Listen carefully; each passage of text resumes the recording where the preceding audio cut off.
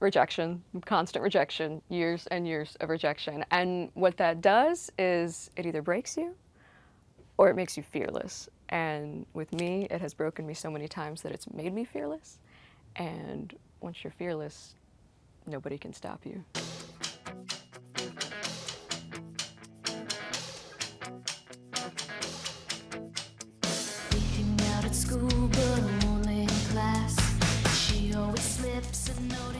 Hi, I'm Abigail Fierce, and I'm a singer-songwriter and an actress based in Los Angeles. So growing up, music was not a thing in my house. Both my parents are very logically minded, scientifically minded.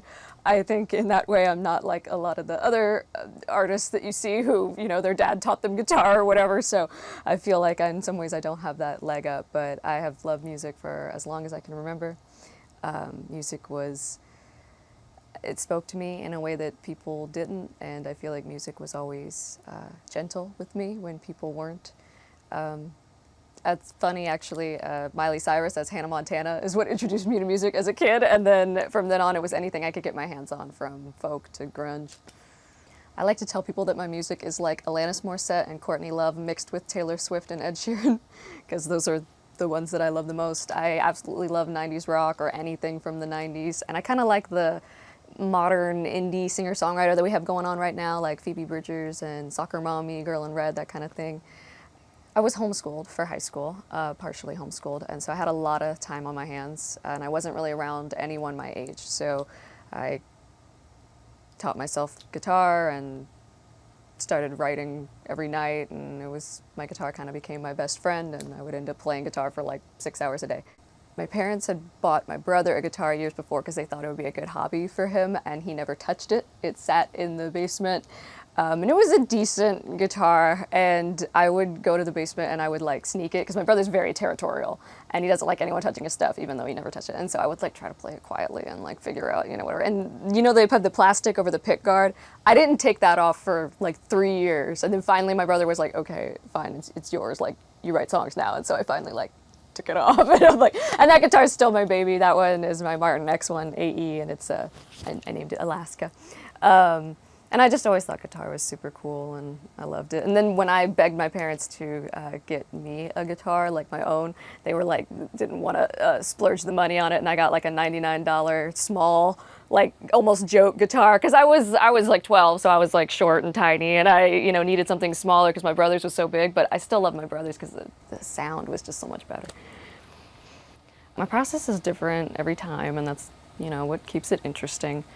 I feel like inspiration is everywhere and nowhere all at once. I wouldn't say that I need anything to be creative except like maybe a pen. I'm very lyric-centric, so I think it always starts with the lyrics. I'm most inspired by my emotions, so I feel like once I kind of tap into my emotions, it can become almost trance-like, and I'll just write pages and pages and then kind of go back when I'm a little more self-aware and like try to piece things together into a story and grab lines here and make it make sense. I write like every night, and I especially did when I was younger before I started releasing music. And so you don't get a song every night, you might get a verse or a chorus, and it's kind of like, I don't know if it's like the right time to finish this or whatever. So I have all these different things, and it's kind of like, sometimes I'll write a song in 30 minutes, sometimes I'll write a song in an hour, sometimes I'll write a verse 6 years ago and come back to it, and I'm like, wait, that emotion is again applicable in my life, and I might be in that state again to finish this. Music has always been my lifeline. I think that's the thing that hasn't changed. I strongly believe that music is what saved my life when I was younger, because, like I said, partially homeschooled for high school, wasn't around a lot of people my age, and music was the way that I could relate to the world without being in the real world. I went into the acting business when I was 13 years old, so that's a very turbulent time for anyone in their life, trying to figure out who you are, what you want to be. And with acting, it was very stand here, do this, say this, be exactly what we want you to be, don't shake my hand, don't have any opinions. And I was always trying to fit in these boxes of what other people wanted me to be, and it changed all the time. You'd have a couple auditions a week, and it'd have to be, because if you're not exactly what they want, you have no value to them. and you don't know exactly what they want, and they don't really know either. And it feels really personal, but it's not, because at the end of the day, they could just be like, oh, we wanted a brunette and you weren't a brunette.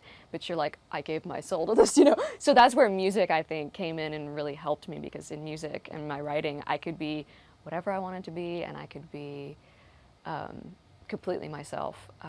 And then on the flip side, as I've gotten older, and I've released music, and random strangers on the internet can tell me whatever they think of my music, and my music has become more of a product, then sometimes it's nice to slip back into acting and pretend to be someone else for a while. People always ask me, do you like acting more, do you like music more? I like both of them equally, but there are phases where it's like, maybe this is what I need a little bit more, and this is what I need. And I don't really find it challenging to balance both, because it's kind of just what life presents me with. I'm like, okay, this one needs focus right now. I have this job or whatever. I need to focus on this for a couple weeks, and the other one goes on the back burner, and then it comes back, you know, ebb and flow. I used to, when I was younger, think, oh, if I get a certain job, you know, is that going to influence my image with the music? Or if I release a certain kind of music, is that going to influence this? And am I going to like worry about that? And as I get older, I feel like it might be a strong point for me, because I like to release songs of all different kinds of genres, and I would like to do acting roles of all different types. Like I just did a horror movie, you know, so it's fun to maybe be in one, you're like a sweet, just regular high school girl, and then in another, you're a murderer, you know, and I feel like if I can be anything in there, and then maybe my music can be anything there, and it doesn't have to be a solid, like, cohesive image. It can just be what I'm feeling in that moment. When I do something, I give it my all, and it's like when I'm doing a character, I completely go into that, and so it feels the same way with music, is that it's still me, it's just another facet. He's cute, but he's nothing special. He doesn't look good in every picture. My friends all took one look and said I could do better. The output has definitely been the hardest part of being an indie artist, because you have to find the time to do everything, the money for studio time and promotion and all that. So I've been trying to just release singles right now, because that's like the best thing for the algorithm and this, that, you know, the business side. But the dream is to release albums someday, and then, you know, maybe I could group things together in a more cohesive way. I need to get back in the studio. I have been performing live a lot this year, and performing live kind of helps, because I do feel like you outgrow certain songs, and it's like, I feel like the need to go back in the studio, like it's clawing at me, and it's like kind of that internal timer of like, I have to do it now. So playing live, I don't think has influenced my songwriting too much. When I first started playing, I would see audiences react a lot to the upbeat songs, and I would think, oh, well, I need to make more upbeat songs. Maybe I should make something with like a dance beat or something. And then the more shows I did, I would see, you know, if I was somewhere maybe more casual, like playing at the fair, say, I would be playing like my sad song. I have this song called I Just Want to Feel Okay Again, and it's about my experiences with anxiety and depression and stuff. And I'll just be kind of in my mind doing the song, and I'll see this like big man who looks like a security guard just like stop and look and just like close his eyes and like melt into it. And I'm like, that's why I make music, not because, oh, maybe I should make a dance beat because the people in this bar are busy talking and not listening, you know what I mean, to the words. And I'm like, for me, it's about lyrics. The best thing about writing music, I guess, is just the feeling I feel when I've finished a song, just written, not produced. It just feels like a moment between just me and like my soul. I feel like it's just a feeling of accomplishment that nothing else to me measures up to. And then the most rewarding part about being like a musician that releases music is when fans tell me how things have affected them. Like I had a message from a lady on YouTube who told me that she accidentally clicked on my song because it just like came up on the side of her screen, like the algorithm. And she knows that it was sent to her by God because her husband just passed away, and this is like the words that she couldn't say.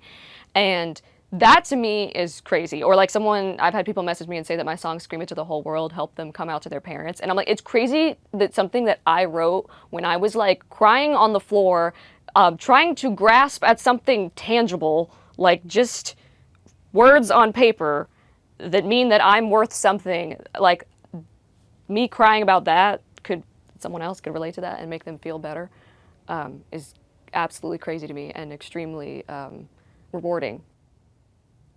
I feel like in real life it's hard to connect with people because you have to communicate and this, that, the other, but I feel like with my music, I'm a bit of a loner, so it's like I put this out that helped me alone, and then it helps them alone, and we can kind of connect without like the outside factors of like the world, if that makes sense. For acting especially, the most challenging part of everything, music too, is rejection, constant rejection, years and years of rejection. And what that does is it either breaks you or it makes you fearless. And with me, it has broken me so many times that it's made me fearless. And once you're fearless, nobody can stop you, so. Some mornings I don't wanna wake up, 'cause I don't wanna have. CD Baby has been super helpful to me throughout my journey. They've been like a mentor to me. When I first started out releasing music, I didn't know anything about the technical part. I was very much an artist that was like, oh, I just want to make music. I don't want to like learn. But they made it super easy to learn. They have all the articles and all the videos that I could ever need or want. And I love the customer service is super helpful. I mean, it's been a dream, and I love that it's like a one-time fee to release a song. You don't have to like constantly have the add-on subscription, blah, blah, blah. So yeah, I love CD Baby. So I've been playing live a lot this year, and like I said, I'm like clawing to get back in the studio. It's time to release new things, and I have a new movie coming out, hopefully in October. It's called SkillHouse, starring 50 Cent and Bryce Hall, and it's a horror movie. And then I just filmed a comedy movie in Portland that will hopefully come out next year. They're kind of wanting to do the festival circuit with that, so I'm super excited about that. And you can follow me on Instagram and TikTok at AK Fierce if you want to have updates on the journey.